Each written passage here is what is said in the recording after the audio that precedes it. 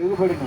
యేసు ప్రభువా, నేను పాపిని, నన్ను క్షమించు, రక్తంలో మా పాపములు కడిగని ఎవరైతే అడుగుతారో వాళ్ళ పాపములన్నీ క్షమించబడతాయి.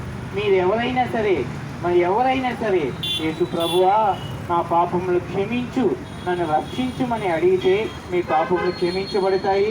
యేసు ప్రభువారు మిమ్మల్ని రక్షిస్తారు. ఇదిగో మీ ముందు నిలబడినటువంటి నేను కూడా ఒక యవ్వనంలో ఎన్నో పాపములు చేశాను. నెమ్మది లేదు, సమాధానం లేదు, సంతోషం లేదు. ఒకనొకప్పుడు నా మరణాన్ని నేను కొని తెచ్చుకోగా పాపములు బట్టి ఇదిగో కొన్ని గంటల్లో నేను చనిపోవాల్సిన సమయం వచ్చినప్పుడు ఆ సమయం ముందు నాకు వచ్చినటువంటి రెండే ఆలోచనలు. ఇదిగో ఈ దినమందు నేను చనిపోతే పరలోక రాజ్యానికి వెళ్తానా లేదంటే నరకానికి వెళ్తామనే భయం నాలో కలిగినది.